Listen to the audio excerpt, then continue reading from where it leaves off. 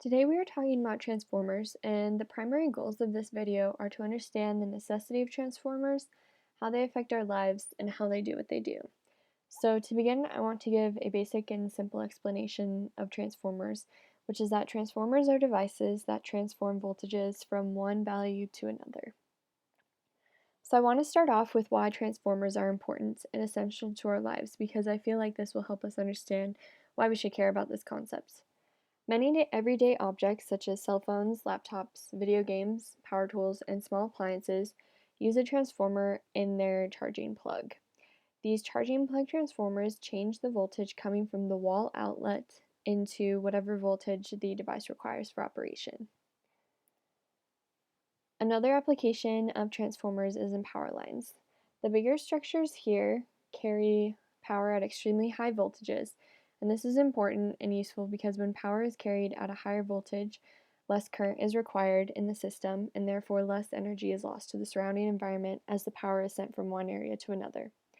So this setup is more energy efficient, but it does require the use of transformers because voltage at high amounts, such as the 735 kilovolts in this structure, are extremely dangerous. So as the power gets closer to the location of usage, such as residential areas, it will need to be decreased to safer amounts of voltage.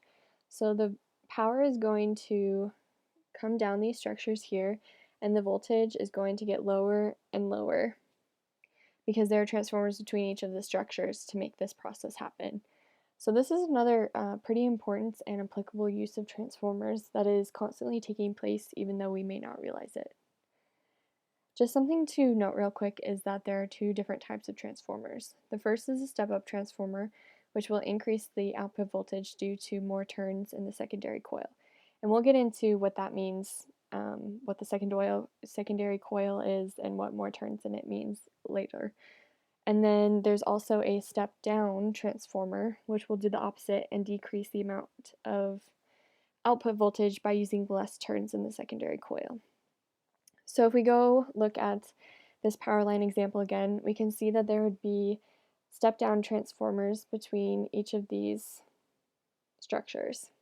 Or if we were to go the opposite way and build the voltage, there would be step-up transformers. There would also probably be a step-up transformer before the electricity got to this structure coming from the power plant. So the electricity would come from the power plant to a step-up transformer, which would build it to a super high kilovolts in this structure. Now I want to jump into where the idea for transformers came from. The basic idea of transformers is based on Faraday's law of induction, which predicts how a magnetic field will interact with an electric current to produce an electromotive force. So this magnet here is giving off a magnetic field, which is interacting with the current running through this circuit, and this is going to cause a movement in the magnet. So the coil included in this circuit is something that we will utilize in transformers. So this is the principle behind transformers, and now we're going to build off of that a little bit and talk about the actual structure of a transformer. As you can see, there are two coils. On the left, we have the primary coil, and on the right, we have the secondary coil.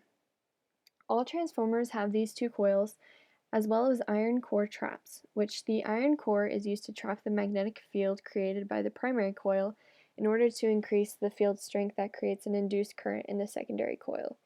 Usually the input voltage is placed on the primary coil, and then the secondary coil produces the transformed output voltage. And something to note here is that usually the input voltage is an alternating current as opposed to a direct current, which only flows in one direction, because the change in direction of the current in the primary coil is what causes an induced current in the secondary coil. The induced current opposes the change in magnetic flux, and this creates the output voltage. So the output voltage depends entirely on the input voltage. Direct current can be used in transformers, but not as efficiently, and alternating current is more commonly used. So building off of Faraday's law of induction, this is an equation representing the primary coil. This is just saying that the input voltage is equal to the number of turns in the primary coil.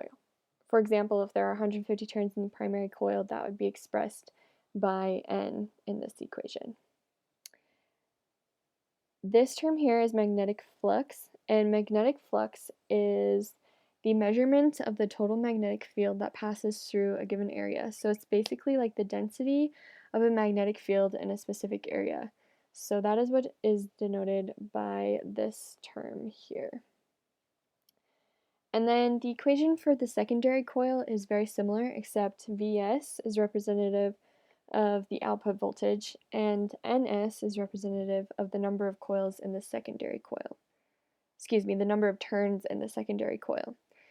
Just as another note here, the negative sign is based off of Lenz's law, which explains that the primary coil opposes the change in flux caused by the input voltage. So this system is self-inductant. Kirchhoff's loop rule tells us that the induced EMF, or voltage, in the secondary coil exactly equals the input voltage, which is something I mentioned earlier, but I wanted to mention a few other things surrounding this idea. So basically, the induced voltage in the secondary coil will be equal to the voltage coming into the primary coil, and then based on how many loops are in the secondary coil, the output voltage will either build or be smaller than the input. Because magnetic flux in the primary and secondary equations that I showed before, so this term here, stays constant throughout a transformer system, we can set up various ratios because the ratio of the secondary voltage to the primary voltage in a transformer equals the ratio of the number of loops in each coil. So in each, the primary coil and the secondary coil.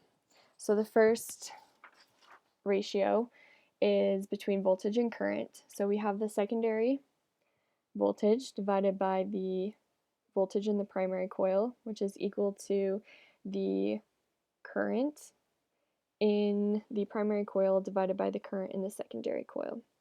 And then building off of the voltage to current ratio, we get another ratio between the current and the number of loops in each coil. So here we have the current in the secondary coil divided by the current in the primary coil, which is equal to the number of turns in the primary coil divided by the number of turns in the secondary coil.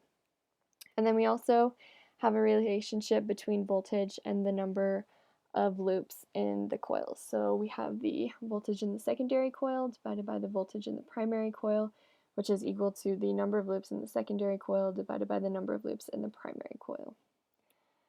So I just want to run through an example real quick to really understand the idea and behind each of these ratios. So what is the voltage output of a transformer used for rechargeable flashlight batteries if its primary coil has 500 turns, its secondary coil has 4 turns, and the input voltage is 120 volts?